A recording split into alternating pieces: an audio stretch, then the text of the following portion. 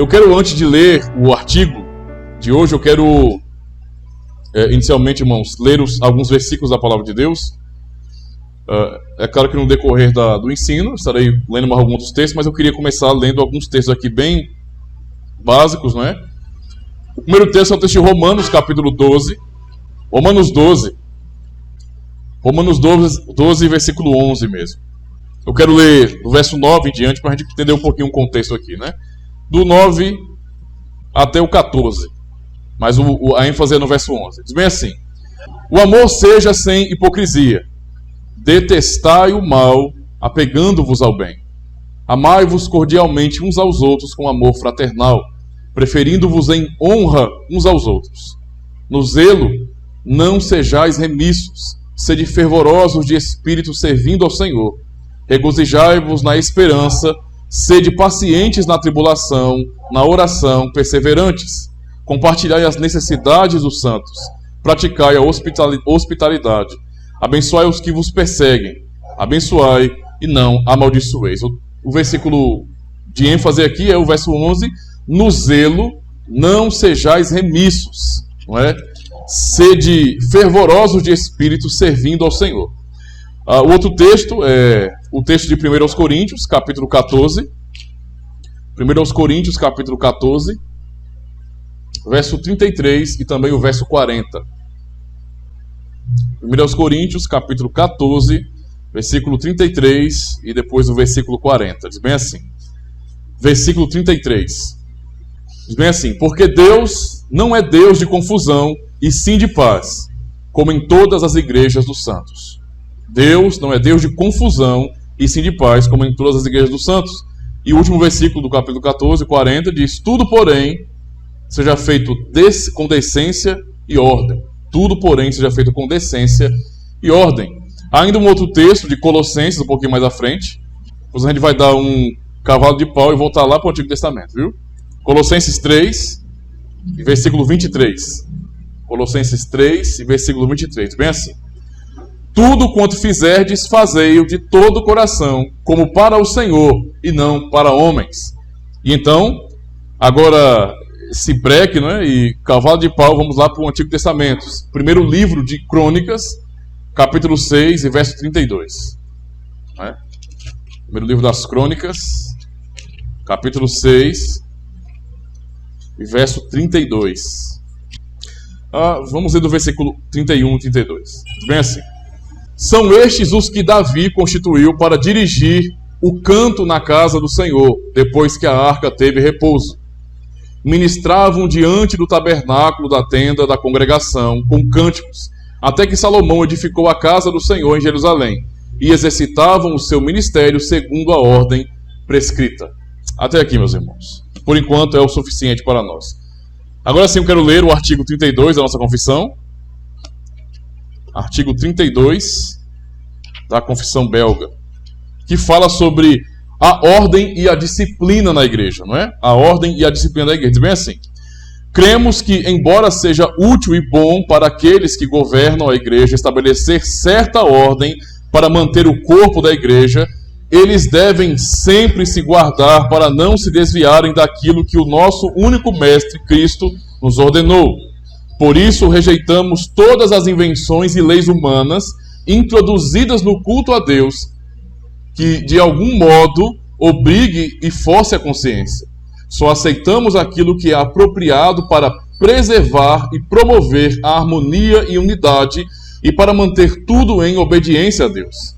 Para esse fim, a disciplina e a excomunhão devem ser exercitadas de acordo com a palavra de Deus. Então, um artigo curto, mas que tem muito a nos dizer sobre a questão da boa ordem na igreja e da disciplina até as suas últimas consequências, na verdade.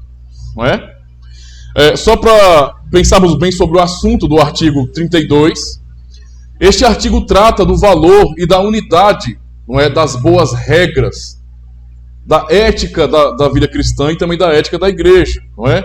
Que é baseado justamente em boa ordem e disciplina, e principalmente das qualificações dessas regras.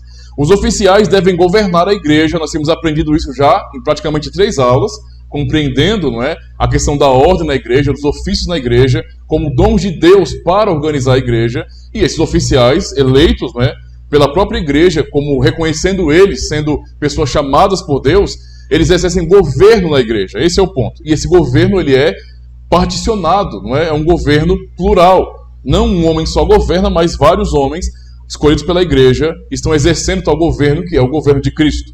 Por isso é útil e bom que entre eles se estabeleça e conserve a determinada ordem, não é, para sustentar a vida da igreja. Então, não é difícil compreendermos que o ser humano precisa de leis, precisa de regras. Tudo funciona assim, não é? Mas no tempo que nós vivemos, a impressão que nós podemos ter, muitas vezes, é que as pessoas têm uma certa dificuldade hoje com regras.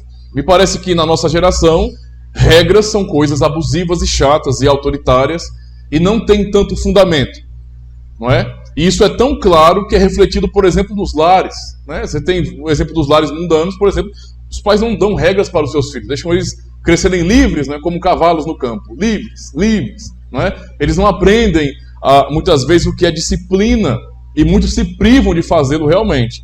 A nossa geração, consequentemente, então, cresceu, não é? Boa parte dela cresceu, infelizmente, com essa rejeição da ética, da boa regra, que é necessária para até a paz mesmo, não é? Ter regras. Contudo, irmãos, cremos que eles devem cuidar para não se desviarem do que Cristo, nosso único mestre, nos ordenou. Aqui está um alerta também, não é? Para os oficiais. Os oficiais devem trabalhar para que haja boa regra na igreja. Mas os oficiais têm que tomar cuidado para que eles não inventem regras, não é, que basicamente são a cara deles, não é? É muito estranho quando alguma pessoa fala que a igreja tem que ter a cara do seu pastor. Eu espero que quando se diga isso, se fale de Cristo, não de um pastor humano, porque a igreja não pode andar de acordo com um líder humano, os gostos de um líder humano. Isso não tem sentido, né? O objetivo é que Cristo seja honrado como rei. Por isso, mesmo pensando no bem da comunidade, nós precisamos nos prender àquilo que a Escritura nos ensina sobre como a igreja deve ser ordenada e disciplinada. Senão vamos começar a inventar regrinhas, e essas regrinhas serão, em um momento, entre aspas, canonizadas, e daqui a pouco, quem não obedecer essas regras que nós criamos porque gostamos, estarão pecando. Entende a situação? Isso é perigoso demais. Não é à toa que nós sabemos que muitas comunidades evangélicas estão passando por um processo de transformação, mas muitos tiveram problemas com questão de usos e costumes, não é? De compreender que não é para se ensinar princípios para que os cristãos aprendam a ter pudor no mundo, a se comportar como crentes verdadeiros, mas criaram regras firmes, não é? Que proibiam isso e aquilo, e o resultado, uma geração nova vem, essa geração talvez um pouco mais curiosa e mais revolucionária, em muitos aspectos, acabam questionando, não encontrando respaldo para essas regras e abandonando, não é, de uma maneira geral, o que causa uma coisa ruim para a igreja. Então tem que pensar nisso. Regras, não é, tem que haver, sim, precisamos ser organizados, porque a Escritura não é 100% clara em como a igreja deve se organizar em muitos aspectos. Não é? Por exemplo, a Escritura não fala sobre púlpito, não fala sobre ter microfone, não fala sobre ter um salãozinho, ventiladores, né, nem cadeiras de tal cor. Não existe regra para isso na Bíblia. Nós é que temos que decidir isso é importante. Não é? E vários outros assuntos também não compete à Escritura. A Escritura não fala sobre esses assuntos. Nos dão princípios e os princípios devem nos guiar, certo? Portanto, aceitamos somente o que serve para promover e guardar a concórdia e a unidade e para manter tudo na obediência de Deus. Então, todo o propósito é que as pessoas sejam pastoreadas e elas sejam guiadas ao Senhor e não fiquem presas a nós, não é? Líderes na igreja, por exemplo. Isso é muito importante, então. Então, esse é o objetivo de manter a ordem na igreja, não é? Torna indispensável, não é? Quando for necessário, a disciplina e às vezes até mesmo a excomunhão. Então, veja que este artigo fala tanto da ordem na igreja como também da excomunhão, né, como sendo as últimas consequências da disciplina. Observando então, vamos pensar sobre essa primeira parte, que é uma determinada ordem na igreja, irmãos. O artigo 32 diz que é útil e bom que se estabeleça e conserve determinada ordem. Esta ordem se refere, em primeiro lugar, às muitas regras da vida eclesiástica que organizam a comunidade ou a comunicação interna de uma igreja local, como também a comunicação entre as igrejas de um só país, não é? Então a ideia é que as comunidades locais elas tenham regras, não é, que possam nortear e até aplicar os princípios da palavra de Deus. Aqui eu faço um parênteses para os irmãos. Nós não temos ainda oficialmente um regimento, ou o regimento das igrejas reformadas, não é, funcionando na igreja, tá bom? Nós já usamos o regimento como um modelo para nós, mas ainda não é oficial nosso, porque ainda não fazemos parte da Confederação das Igrejas Reformadas, certo? Mas a Confederação tem um documento que rege, ou seja, que organiza a Confederação. Como será a comunicação entre essas comunidades locais e como essas comunidades vão se organizar também, em termos de eleição de oficiais e de muitas coisas com relação ao culto, não é? E à vida da igreja como um todo. Isso é muito importante, não é? É impossível mencionar todas essas regras, então. Por exemplo, o horário dos cultos e outras atividades, assuntos referentes à tradução da Bíblia ou ao inário da igreja. Nós não temos regras para isso. Não é? Não existe regra na Bíblia para o horário de culto. Quem decide somos nós. Não é? Então, pensando na organização da igreja, nós vamos planejar um melhor horário para os irmãos se reunirem para culto ou para outras atividades também. Nós até passamos por algumas mudanças de horário aqui. Antigamente, se não me engano, o culto era 7h30, lá no começo, né? E então, pensando em que nós ficamos, depois do culto à noite, conversando bastante tempo, e porque era 7h30 já o culto, então, quando a gente vinha sair daqui, ou da onde estávamos, era muito tarde, né? E ficava ruim para alguns irmãos chegarem em casa e tudo. Então, para evitar isso e nós ficássemos com mais tempo livre para conversar à vontade, então diminuímos o tempo. Nesse sentido, abaixamos para 6 horas, né? Para 18 horas. E isso ajudou bastante nesse sentido. Então, nós decidimos isso, a Bíblia não fala nada sobre isso aí, não é? E nem tão pouco sobre como é que vai ser organizado o inário da igreja. Uma coisa é certa, salmo tem que ter, não é? Mas não vai dizer como o inário tem que ser organizado, não é? Nós temos que pegar princípios, mas observar que aqui nós não temos uma regra e a comunidade local decide, né? Os oficiais da igreja. É importante que haja, então, uma constituição ou um regimento, né, que as igrejas de um determinado país aceitem e cumpram. Tal constituição trata dos presbíteros, reuniões de representantes das igrejas locais, não é, das regiões, do sínodos regionais, não é? Então as igrejas têm também esse sínodo, às vezes, quando necessário, não é? Por exemplo, sínodos gerais, como aconteceu no próprio tempo do século XVII, né, quando houve o sínodo de Dort. Aquele foi um sínodo internacional. Então, mostrando que as comunidades precisavam realmente se organizar para deixar cada vez mais claro, nesse sentido, o próprio governo de Cristo. Isso é importante, não é? E então tratar também nessas organizações de como, não é, como ordenar. Qual vai ser a metodologia de ordenação, por exemplo, de um oficial? Se os irmãos bem notaram, quero usar isso como exemplo para vocês, quem está mais atento vai perceber, né, que toda a ceia, espero que em breve nós possamos voltar a cear novamente, mas toda a ceia, vocês podem perceber que a maneira como eu começo até o fim é a mesma. Não muda. Porque na hora da ceia, eu não estou falando as coisas de maneira aleatória. Em algum momento eu prego um texto, não é, que eu escolhi, mas, no geral, há uma pequena liturgia, uma forma litúrgica para a Santa Ceia. Assim também para o batismo, assim também para o casamento. Nós vamos mantendo essa boa ordem, que foi decidida, não é, naqueles regimentos, nessa organização das igrejas locais, para que a cerimônia ela seja organizada, ela transmita exatamente o que ela deve transmitir. E não fica uma coisa solta, onde nós vamos muitas vezes esquecer alguns princípios que devem ser aplicados. Então, tudo está muito bem organizado na hora da ceia, para que as pessoas possam sempre ouvir, não é exatamente aquilo que a ceia significa. Mas veja, a maneira, a organização, a forma litúrgica, as igrejas locais fizeram. Não tem regra específica para isso na Bíblia. Isso é importante, não é? Um elemento importante da ordem da igreja, então, é a disciplina. O artigo 32 fala dela na frase final. Então, lá no finalzinho, vamos falar sobre a disciplina, não é? O artigo 32 faz uma ampla e séria advertência contra uma ordem que se baseia em leis e regras que contradizem a Escritura. Sem dúvida, a igreja romanista, não é? A igreja romana era, na época que a confissão de fé foi elaborada, o exemplo assustador de uma igreja com uma ordem inventada dos homens. Por exemplo, Qual é a base para o culto cristão fiel? A Escritura. Então, quando nós falamos de sola Escritura, nós aplicamos isso em tudo. Na vida de culto. Em tudo. E não somente naquilo que nos convém.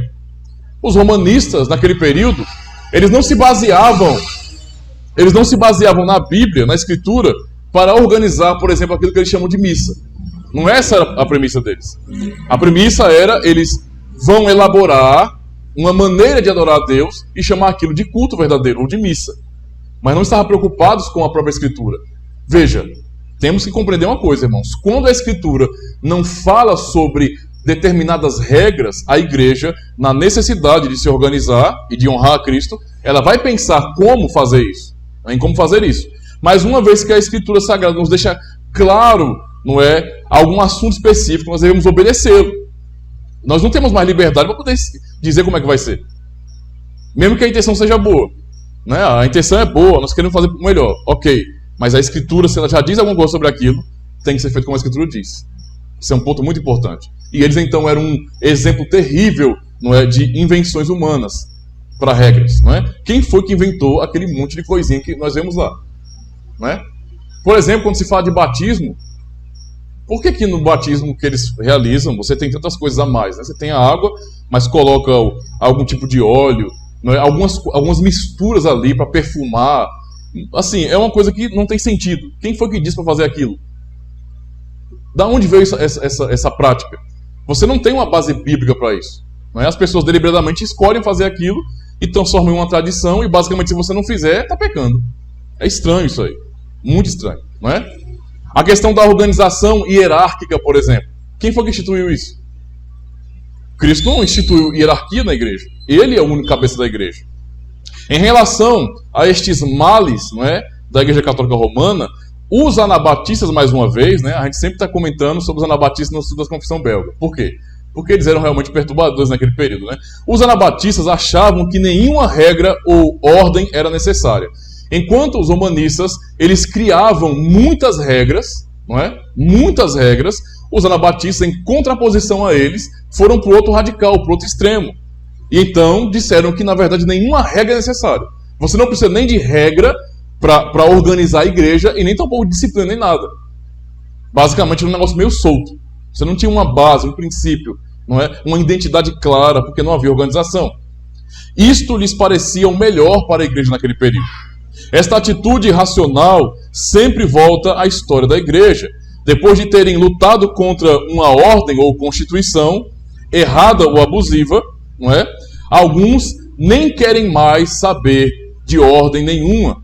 O artigo 32 mostra uma posição equilibrada sobre essa questão da ordem na igreja.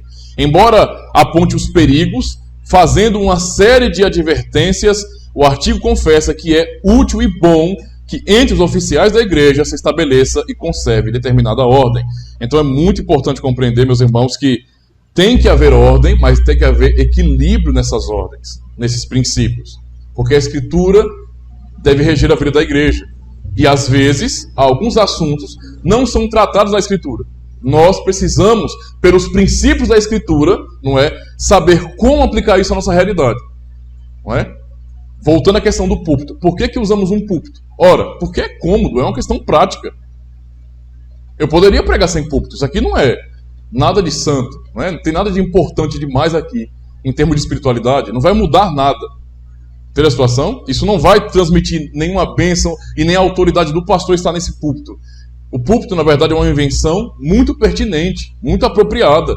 Não é? Por quê? Porque aqui eu coloco meu notebook, aqui eu coloco minha Bíblia, eu organizo minhas coisas e posso usar de maneira mais fácil para falar com as pessoas. É simples entender o uso. A Escritura não fala sobre isso. Mas é óbvio que isso é para o bem da comunidade, não é? E entendendo que eu tenho que facilitar também as coisas e ajudar melhor na prática, podemos pensar em uma coisa assim, não é?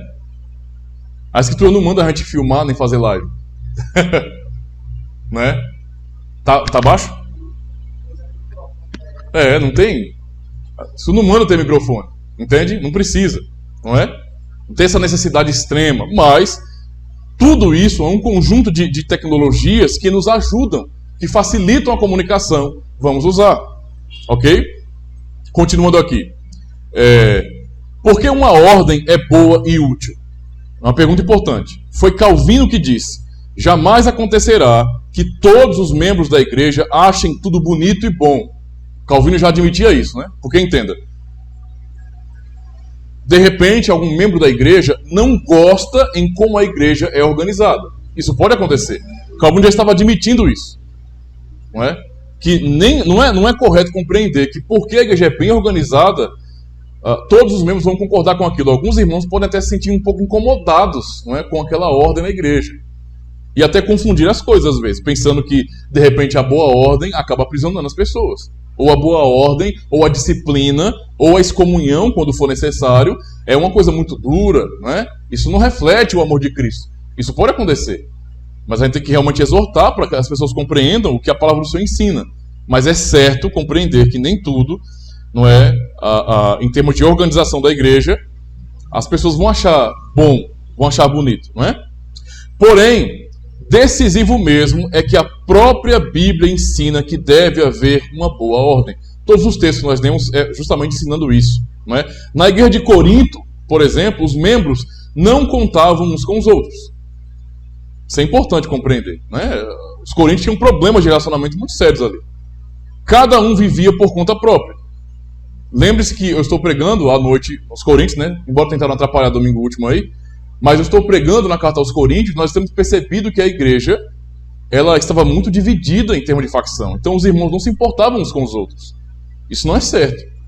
Significava dizer também que os oficiais não estavam funcionando muito bem para promover essa ordem e essa unidade na igreja, não é? Cada um vivia por conta própria. Às vezes, no culto, várias pessoas profetizavam ao mesmo tempo. Até na hora de um culto, não é? E lembre-se que quando nós pensamos no culto que estava acontecendo lá em Corinto, nós não podemos jamais comparar aquele contexto com o nosso, certo?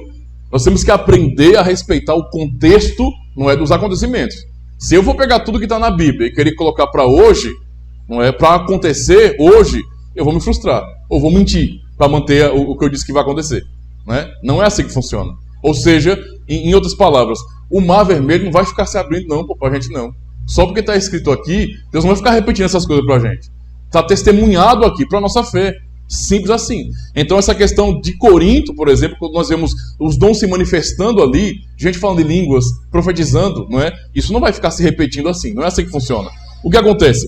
Mesmo assim, o problema ali é que todos faziam isso ao mesmo tempo. Não havia disciplina, não havia ordem na igreja. Era um culto muito bagunçado. Irmãos estavam ali cheios do Espírito Santo, não é? Usando os seus dons, e naquele momento ali, no uso dos dons, eles não se importavam com a confusão que iria ser gerada, com tanta gente ao mesmo tempo profetizando, falando coisas, e tudo isso aí não era bom para a igreja. Paulo escreve o capítulo 14 para exortar justamente sobre isso, como nós já lemos os versículos, né, 33 e 40. Era uma situação então impossível, e por isso o apóstolo Paulo deu várias regras para a celebração da Santa Ceia. Também, ou seja, não havia regra no culto, e quando pensavam na Santa Ceia também não havia regra. Por que não havia regra? Porque Paulo vai exortar no capítulo 11 aquela comunidade, dizendo bem assim: eu reprovo vocês nisso. O que Paulo estava reprovando os coríntios? Ora, os mais ricos não estavam ajudando os mais pobres. Alguns chegavam primeiro, não é, do que os outros, comiam tudo que tinha ali para comer, porque era um banquete, e deixavam os outros sem. Até o ponto de alguns até se embriagarem com o vinho da ceia. Olha a loucura. Entende? E Paulo repreende eles com isso. Ora, se vocês estão se reunindo, não é para bem. Não é a ceia do Senhor que vocês estão comendo. Vocês não estão honrando o que isso significa. Porque isso está ligado também à comunhão que nós temos em Cristo. Como é que então que há essa divisão, não é? Onde um acaba prejudicando o outro. Então tudo isso nos mostra que a igreja precisava de organização. E por isso Paulo escreve essa carta. O forte argumento para esta ordem é: porque Deus não é Deus de confusão. Versículo 33 de 1 Coríntios 14, né? E sim de paz. Esta oposição de confusão e paz, não é? É reveladora, porque mostra que o objetivo não é a ordem em si mesma, mas a paz. Qual é o propósito da ordem na igreja? Não é a ordem em si mesma. A ordem não pode ser um fim em si mesmo. Por exemplo, vai ter organização porque eu gosto que tenha organização. Isso é meio farisaico, né? Os fariseus criaram uma tradição, várias tradições na verdade, os líderes ali em Israel, e essas tradições, elas acabavam sendo um fim em si mesmas. Então eles se preocupavam muito em vamos manter as tradições que nós criamos. Vamos manter. E o foco era esse. Quando na verdade o foco da ordem, da disciplina, deve ser a paz na igreja. Há alguns problemas que estão acontecendo. Nós não temos uma palavra direta da Escritura, mas devemos agora, guiados pelos princípios já revelados na palavra de Deus, não é? Procurar estabelecer regras boas que ajudem os irmãos a resolverem tais problemas. Esse é o propósito, que haja paz na igreja. Entende? Haja paz na igreja. E não que persista nesse sentido. Não é? Ou seja, o propósito é a paz e não a regra pela regra. Não é? Há quem seja viciado nas regras, e não pode ser assim. Tem irmão que às vezes é tão apegado à regra, que para ele, se não for feito de um jeito assim específico, é como se não funcionasse, né? Parece que dói o coração. E a gente tem que tomar cuidado com isso, irmãos. A regra é para a paz. É você pensar, por exemplo, nós temos um regimento, ou o nosso estatuto local, né? Nós temos um estatuto local. Mas o estatuto é para nos ajudar justamente a encontrar paz. E não para ser uma coisa que nós toda hora vamos estar olhando e cobrando as pessoas. Imagina, eu vou ter que andar com o estatuto na mão o tempo todo. Olhei para um crente que está... As páginas do estatuto aqui, ó, irmão, você está errando de acordo com isso aqui. Veja, isso é farisaísmo. Isso não é o que a Escritura nos ensina. Não deve ser feito assim. Ok? É a regra para a paz e não a regra pela regra. Não é? Isso é importante. A terceira parte diz bem assim: as qualificações da boa ordem da igreja. A igreja tem uma certa liberdade ao fazer leis que devem garantir a boa ordem. Certa liberdade, já com um sinalzinho de alerta para nós. A igreja tem uma certa liberdade, não é? Ao fazer leis que devem garantir a boa ordem. Mas o objetivo da boa ordem não justifica os meios. Nós queremos manter a boa ordem na igreja. Nós não podemos usar os meios usados, não é? Usar os meios que estabelecemos para isso para justificar. Então a gente tem que tomar cuidado com isso. Não importa então como vai ser feito, o que importa é que a ordem vai ser cumprida. Não é assim que funciona, não é? Vamos dar um exemplo aqui. Certas denominações optam por uma organização em forma de hierarquia e suas igrejas locais são as subdivisões de uma organização que tem um sínodo e um supremo concílio como direção geral. Já aprendemos isso em aulas anteriores sobre o governo da igreja. Veja, o governo, essa diferença de governos, de você ter um governo um pouco mais congregacional, episcopal ou presbiteral, para muitos tem sido muito mais uma questão de escolha livre da igreja. Então, mais ou menos assim, não se pergunta o que a Escritura ensina. Eu acho que assim é melhor. Nós achamos que assim é melhor, mesmo tendo uma ordem da Escritura, a pessoa ultrapassa a ordem da Escritura e cria o seu próprio governo de igreja. Por mais que pareça até mais fácil para resolver as coisas, porque é mais fácil, né? Se você tem um líder, um cabeça na comunidade humana, se os irmãos ali não conseguem resolver, você vai lá e resolve. É mais ou menos como você ter um quarto poder, não é? Num país. Você tem o poder executivo, não é? O judiciário e o legislativo. Aí você vai estabelecer um outro poder, o poder real, por exemplo. Você tem um primeiro-ministro substituindo, por exemplo, um presidente, mas você tem a figura de um rei. Esse rei, basicamente, vai ser o poder moderador. Ele vai ter um poder um pouco simbólico de representar diretamente o povo, e algumas monarquias ele vai ter poder realmente para desfazer sequer o Congresso. Parece muito mais fácil de resolver as coisas, não é verdade? Ora, você tem um Congresso como o nosso, que não funciona praticamente, né? Só fica travando tudo. O rei poderia simplesmente dizer bem assim: olha, está desfeito o parlamento, vai ser todo mundo demitido e eu vou convocar novas eleições. É até tentador pensar assim, mas quando você aplica isso à igreja, você não está sendo fiel à palavra de Deus. Esse é o problema. Parece que funciona melhor, mas o problema para nós aqui não é o pragmatismo. Eu não posso ser pragmático nisso. O que é o pragmatismo para a gente entender? Em palavras simples, pragmatismo é justamente a preocupação com que aquilo funcione. Não importa se é certo, o que importa é que funciona. Estou preocupado se a Escritura diz, eu sei que funciona, então vale. É mais ou menos assim, não é? Então, nosso objetivo não pode ser o pragmatismo, mas a obediência à palavra de Deus. Esse é um ponto importante, não é? Isso é muito importante para nós. O ponto decisivo, então, não é o que os homens consideram útil ou eficaz, mas o que Cristo considera útil e bom e eficaz. Portanto, devemos cuidar para não nos desviarmos do que Cristo, nosso único mestre, nos ordenou. Por isso, veja, se fala de certa liberdade que as igrejas têm para promoverem sua organização. Certa liberdade. Mas, no fim, o Senhor Jesus é o rei da igreja e ele deve ser obedecido. E não nós, com o nosso pragmatismo. A grande condição é que Cristo na igreja permaneça Senhor e Mestre. Esse é o ponto aqui.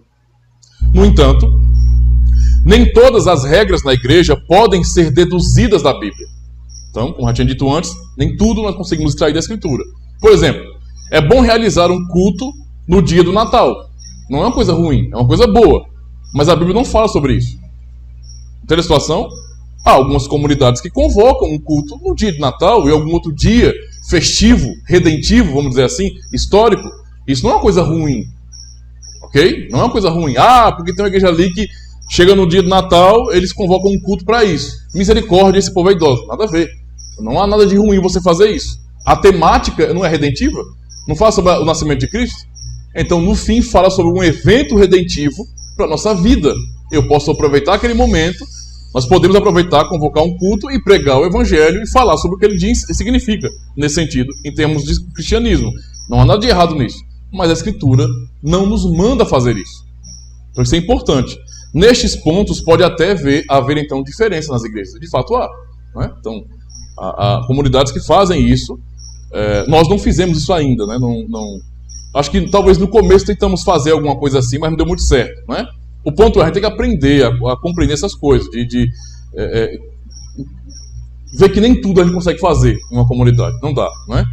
Realmente, então, há uma certa liberdade que tem seu limite na palavra de Deus. O artigo 32 diz isto assim: aceitamos, então, somente o que serve para promover e guardar a concórdia e a unidade e para manter tudo na obediência de Deus. Esse é o nosso ponto máximo aqui. Sempre a palavra de Deus.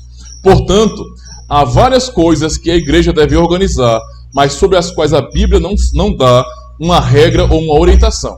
Sobre estas coisas pode haver divergência de opinião. É normal que aconteça isso. Tá? Divergência de opinião. Aonde não pode haver divergência de opinião? Naquilo que a Escritura ensina. Por isso que eu acho estranho, né? E temos que achar estranho modelos de governo diferentes. Porque não é uma coisa não revelada. Quando a gente fala que nós somos reformados, pensamos também no sistema de governo. O sistema de governo, ele é revelado. Cristo foi quem ordenou, os apóstolos ordenaram isso. Na autoridade de Cristo, eles ordenaram as igrejas serem organizadas não por hierarquias, mas por presbíteros. Então isso é revelado. Logo, então, nós não temos essa liberdade toda para poder escolher qual vai ser o modelo de governo da igreja. Né? Isso é importante também. Né? Então, infelizmente acontecem discordâncias até naquilo que não deveria. Até naquilo que está claro na palavra de Deus. Não é? Isso é importante.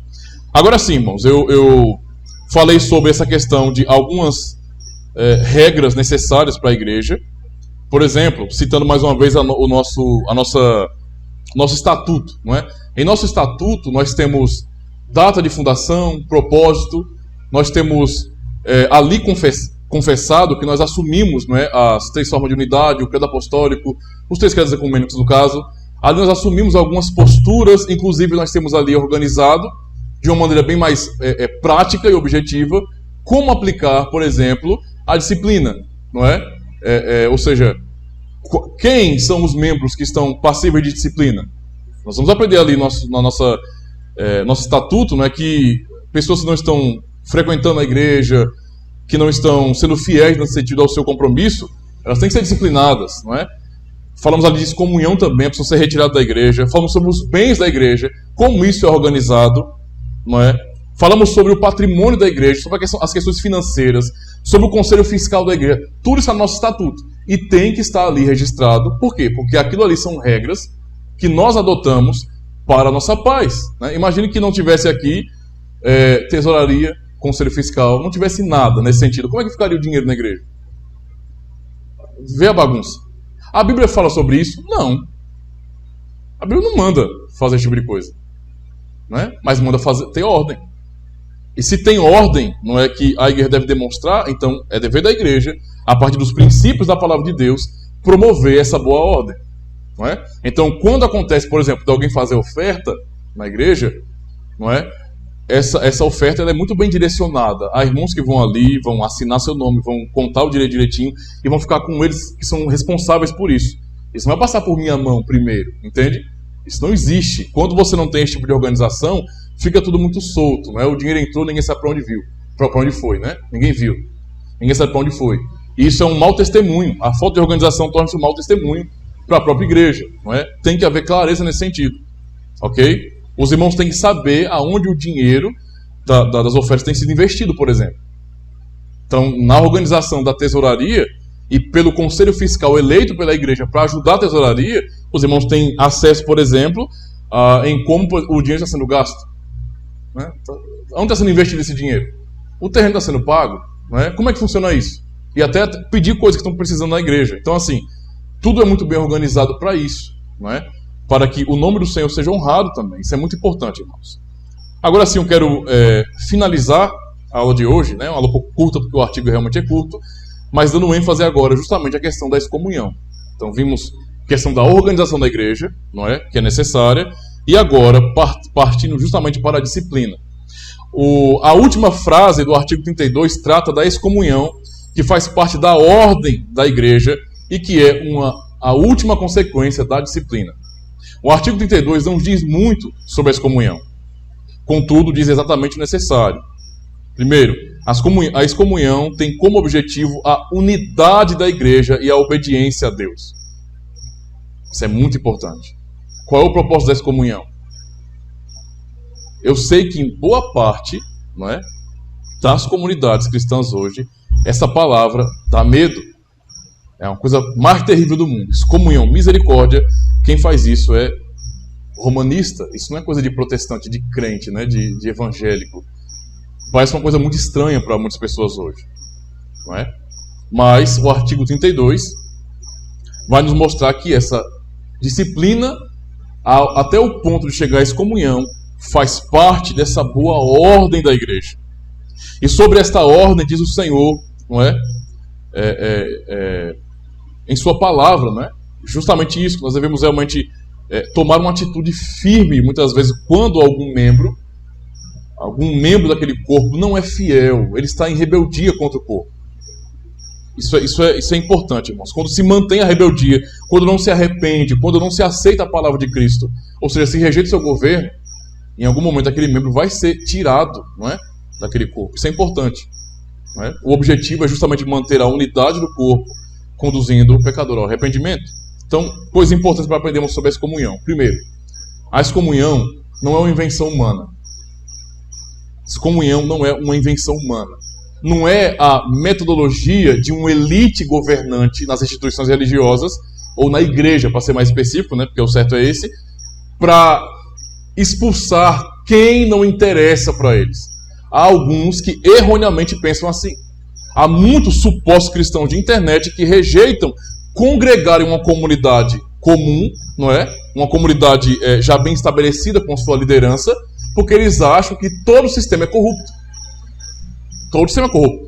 Então eu não quero congregar aí, porque se eu não andar na linha, vão me tirar dali. Não é? São anabatistas até nisso. Não, tem que ser todo mundo livre, cada um faz o que quer, é uma questão de consciência, ninguém precisa me mandar. Crie seus filhos assim, que você sabe onde eles vão chegar. Crie seus filhos sem dizer o que eles têm que fazer e o que eles não têm que fazer. Crie seus filhos sem dizer o que eles podem assistir e o que eles não podem assistir. Crie seus filhos sem dizer que você está de castigo ou você não está de castigo, ou sem muitas vezes usar até disciplina física neles. Crie os seus filhos soltos assim e você verá onde você estará os levando. Não funciona nas relações da vida isso aí. Não funciona. Não é? A prática mesmo já demonstra isso e o princípio é puramente bíblico. Ou seja, a excomunhão é uma exigência da palavra de Deus.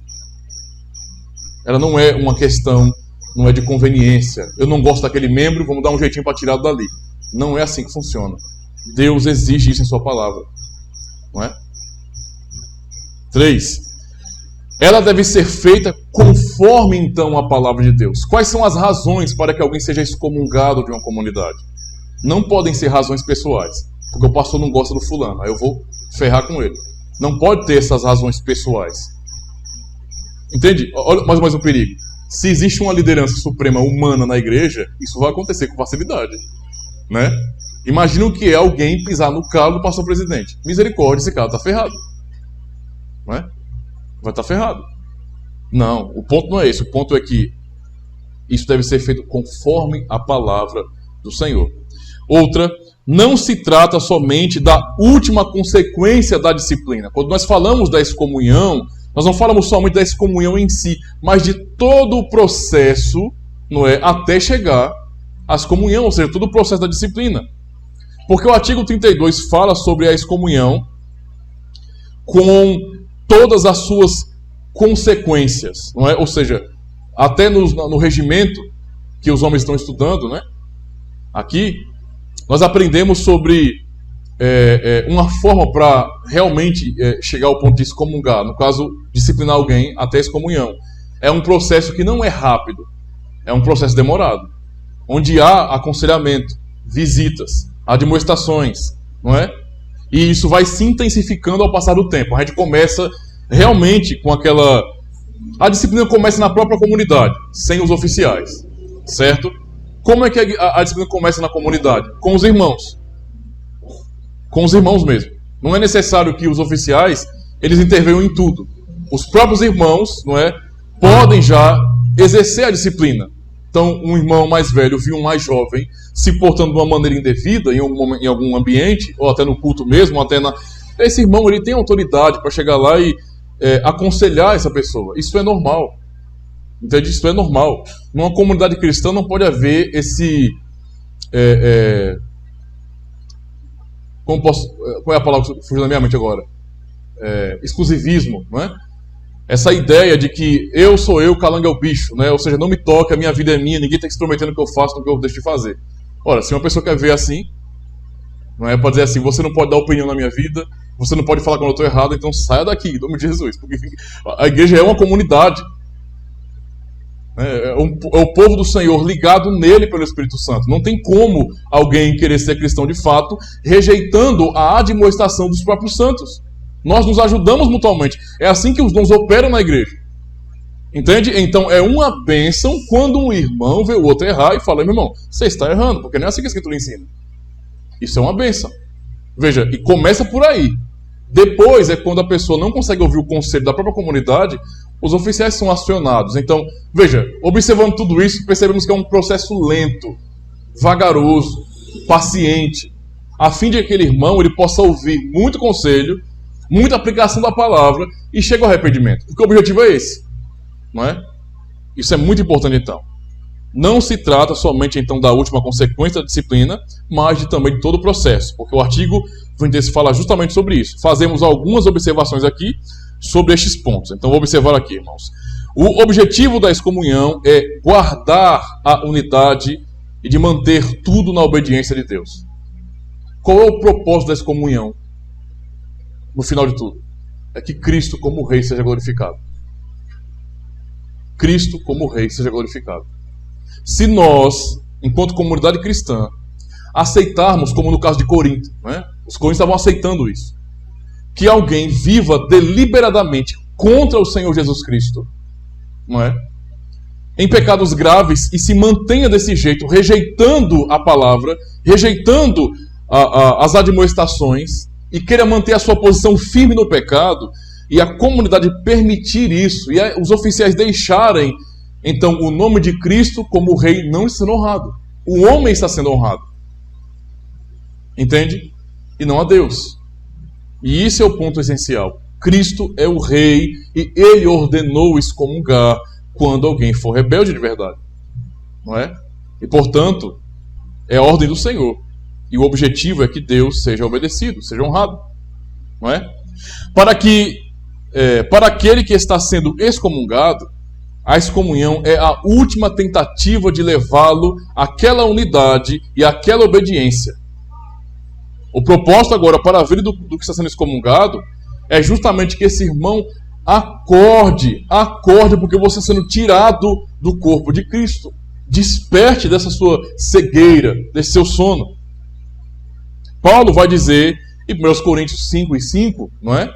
Seja entregue a Satanás para a destruição da carne, a fim de que o espírito seja salvo no dia do Senhor. Essas palavras de Paulo aqui não são difíceis de entender. Paulo está dizendo aqui justamente isso, que o propósito da excomunhão daquele irmão da comunidade não era para o mal dele, é para o bem.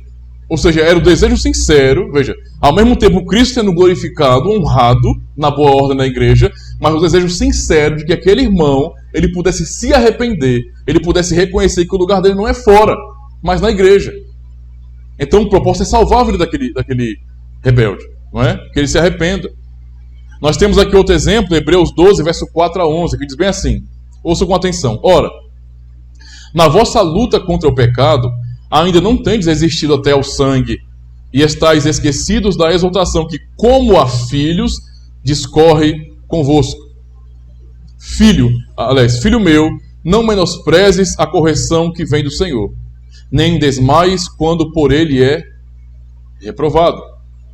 Porque o Senhor corrige a quem ama e açoita a todo filho a quem recebe. Ouça que palavra, viu? Para o mundo isso não faz sentido, né? Quem ama passa mel na boca, né? Quem ama no mundo, né? É como um irmão falava no passado, quem ama vai passar manteiga em bigode de gato, né? Vai ficar passando a mão, passando o pano. E aqui é o contrário, ele fala, porque o Senhor corrige a quem ama e açoita. Eu não preciso explicar o que é açoite não, né? São de pisa mesmo, lapada da braba, né? Açoita a todo filho a quem recebe. É para a disciplina que perseverais, que vos trata como filhos, né? Pois que filho há que o pai não corrige? Mas se estáis sem correção, de que todos se têm tornado participantes, logo sois bastardos e não filhos. Olha que palavra. Percebe? Quem não é corrigido, quem não é exortado duramente muitas vezes, quem quer viver livre, no sentido de que eu não tenho regras, não tenho quem mande em mim, está agindo como um bastardo e não como filho. Não como filho. Além disso, tínhamos os nossos pais segundo a carne, que nos corrigiam e os respeitávamos. Não havemos de estar em muito maior submissão ao Pai espiritual e então viveremos?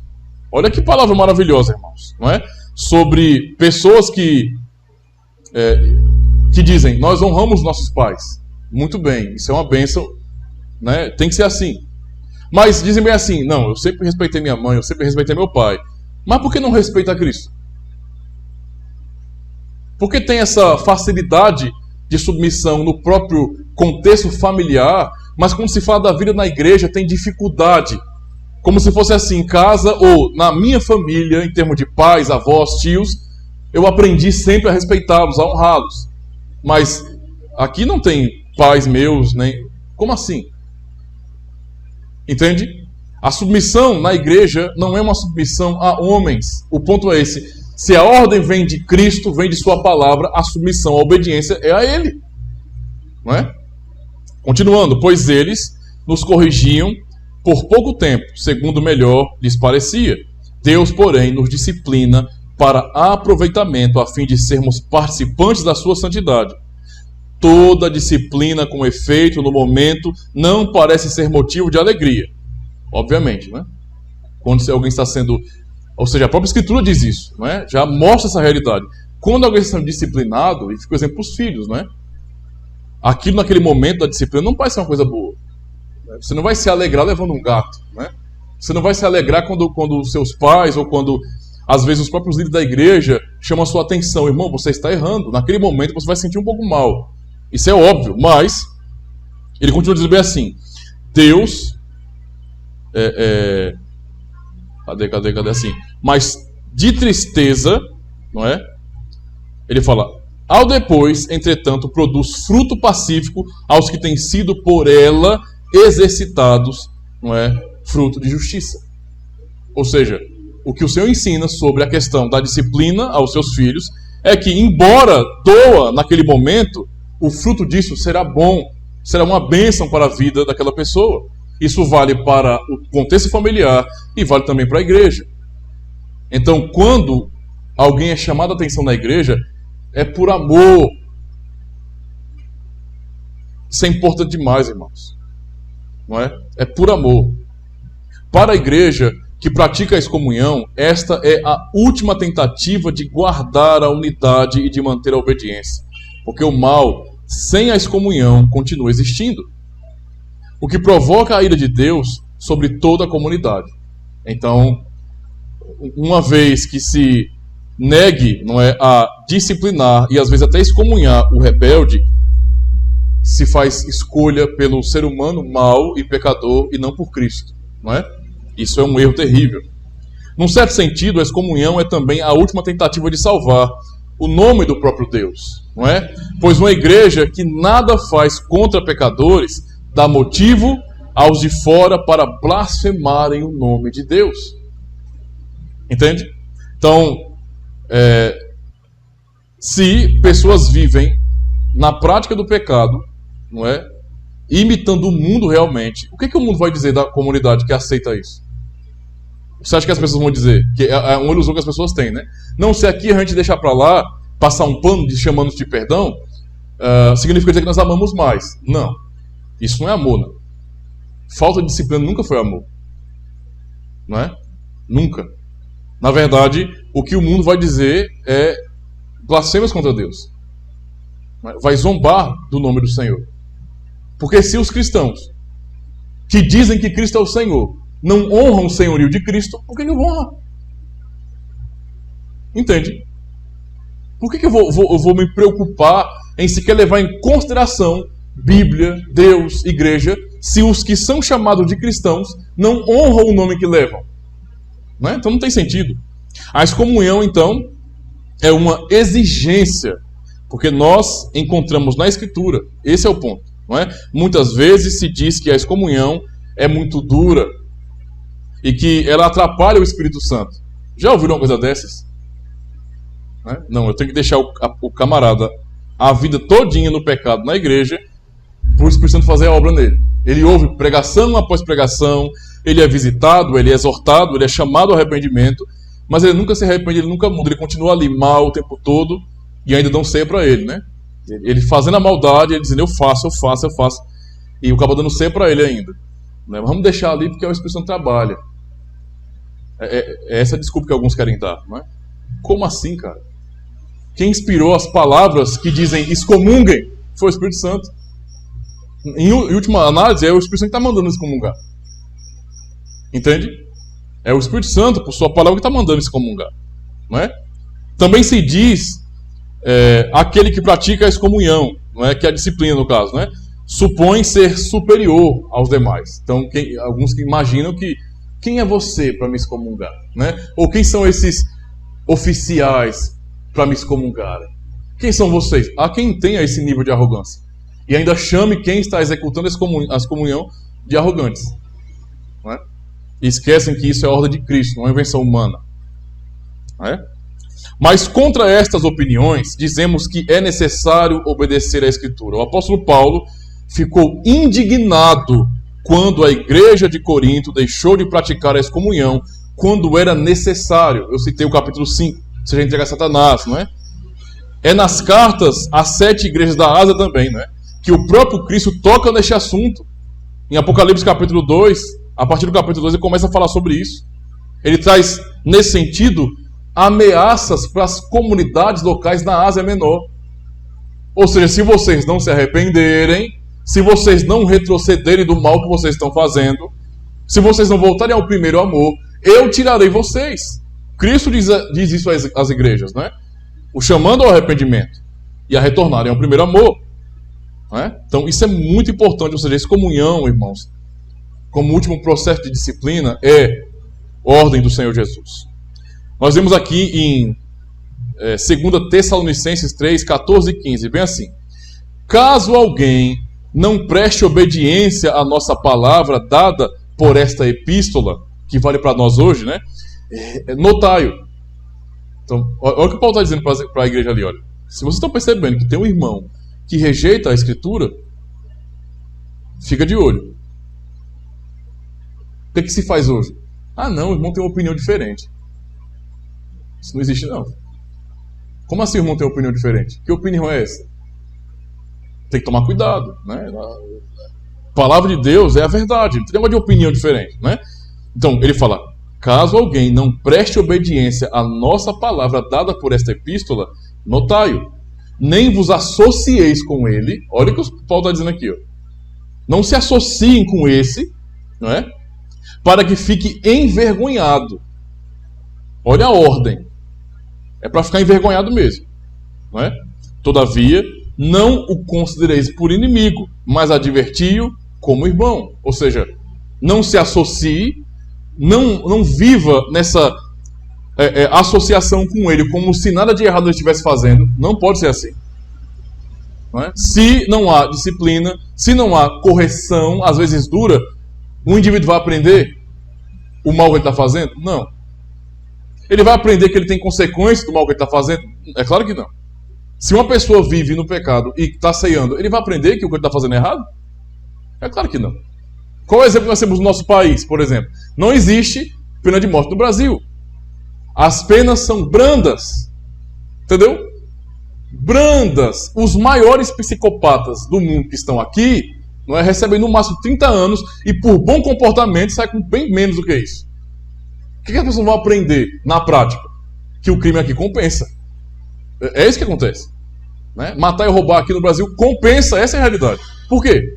Porque a lei não vai realmente aplicar a justiça. Infelizmente é assim, ou seja, a falta de disciplina e a falta de excomunhão como processo final, quando é necessário, não honra Cristo, não honra os princípios do que é certo e do que é errado, muito pelo contrário, faz com que a injustiça prevaleça. E é isso que nós vemos em nossa própria nação. Nós podemos ver isso também na Igreja de Cristo, não é? Então, a excomunhão deve ser feita conforme a palavra de Deus. Isto implica em considerarmos tanto a doutrina como a vida. Uma pessoa não vai ser excomungada na sua rebeldia, por causa da sua rebeldia, somente pela prática da sua vida. Ah, o irmão ali, ele está fazendo uma coisa terrível. Isso é uma coisa séria. Ok. Mas doutrina também é razão para disciplina e excomunhão. Né? Disciplina e excomunhão. Aí um indivíduo está aqui. A pessoa vai usar um argumento. E se usa muito isso hoje, né? Não, mas ele discorda das doutrinas. Ele prega contra as doutrinas dessa igreja, mas é uma pessoa de Deus. Aí você pergunta, mas como ele é uma pessoa de Deus? É uma pessoa tão respeitadora, sabe? Alguém tão gentil, uma pessoa que honra os pais, né? Ele faz tudo tão certinho assim. Ele só não concorda com aquilo e diz que aquilo realmente é uma coisa errada. Ele diz que aquilo não é o certo, que ele pensa de outro jeito. Então o que ele está fazendo aqui na igreja? O que nos mantém é a nossa unidade de fé. Nossa unidade de fé não é um sentimento, irmãos. É o evangelho, é o conteúdo. Ou seja, nós estamos unidos em torno da palavra de Cristo. Então significa dizer que alguém que rejeita a doutrina que nós confessamos, não faz sentido a pessoa permanecer aqui nessa rebeldia. Entende a situação? Então até mesmo doutrina é razão para disciplina e excomunhão. Né? Isso é muito importante. Não se pode desprezar uma coisa com relação à outra. São as asas do mesmo pássaro. Né? Então é a prática, é a piedade, mas também a doutrina reta, bíblica, a fidelidade à palavra de Deus. Né? Quem está lutando contra a verdade é quem? Quem é inimigo da verdade, declarado? É diabo. Então, o irmão não é de Deus porque ele sabe dar bom dia, boa tarde, boa noite, porque ele dá a paz do Senhor e porque ele vem para os cultos. E assim é de Deus. Rejeitando a doutrina, a sã doutrina. Não é? Está rejeitando a verdade. Por isso, não podemos pensar. Não é? Ele está se desviando da Bíblia, mas está vivendo de maneira sincera e exemplar. Isso não existe. Tá? Não existe. O cara se desviou da palavra de Deus, mas ele é um cristão fiel. Impossível. Não dá. Não é?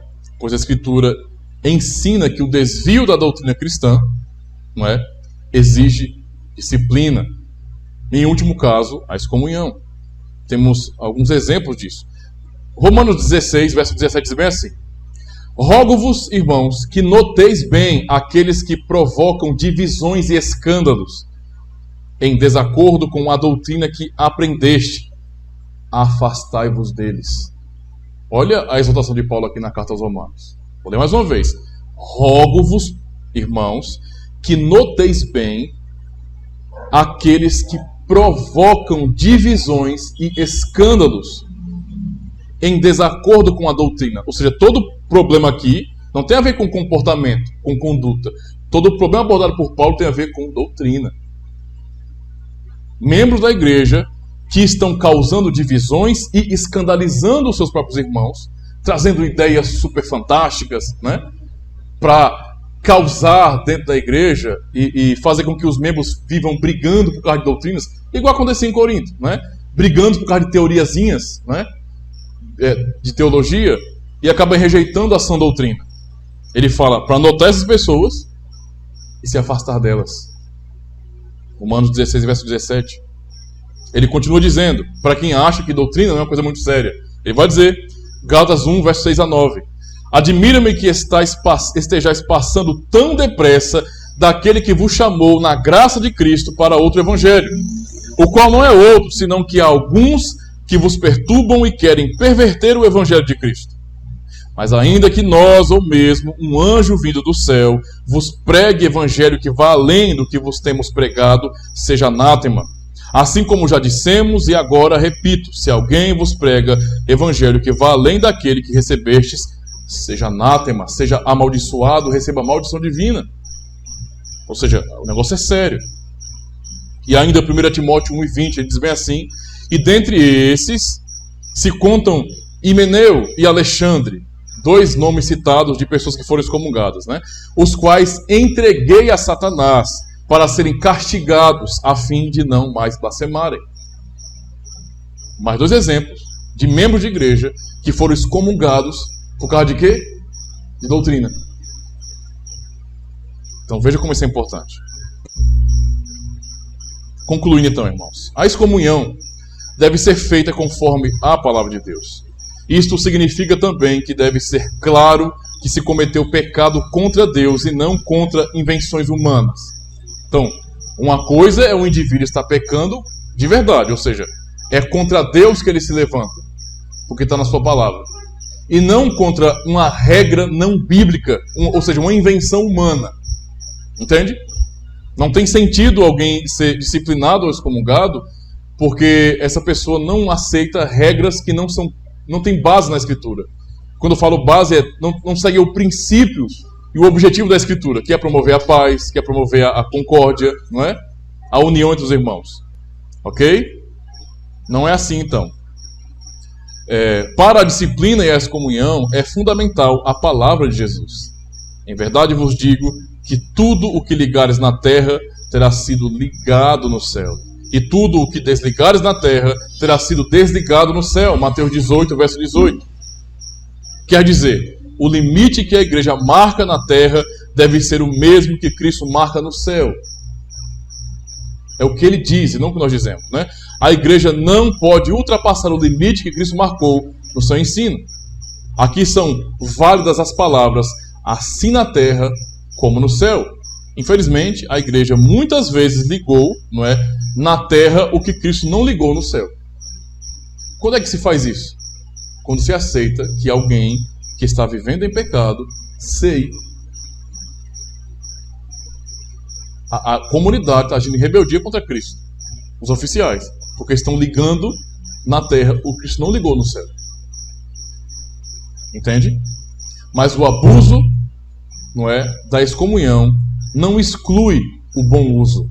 Né? Então a gente não pode usar o argumento, porque tem muito corrupto aí, líder que manipula as pessoas. Cara, que isso existe, eu sei que existe, mas isso não é desculpa. O erro dos homens não é desculpa para também errarmos, entende? Isso é muito importante para nós. Por mais que se erre, por mais que se haja corrupção, nós jamais podemos usar isso como argumento para nos excluirmos da igreja, para nos afastarmos da boa disciplina. Não é? Nós somos chamados, não é, muito pelo contrário do mundo, somos chamados para a obediência de Cristo. Esse é o nosso propósito como cristão. Então, irmãos, eu concluo dizendo aos amados que Cristo realmente, como rei, quer que sua igreja seja organizada, tenha ética, tenha princípios, e que também, irmãos, não é? E que também, quando necessário, quando houver rebeldia, o nome do Senhor deve ser honrado como rei. Entende? Então, pela glória do nome de Cristo é que se disciplina alguém, e pela glória do nome de Cristo é que alguém também deve chegar a ser excomungado quando necessário. Pela glória do nome de Cristo. Não por nossas dores pessoais, não por nossos gostos ou desgostos, mas pela glória do nome de Cristo. Amém?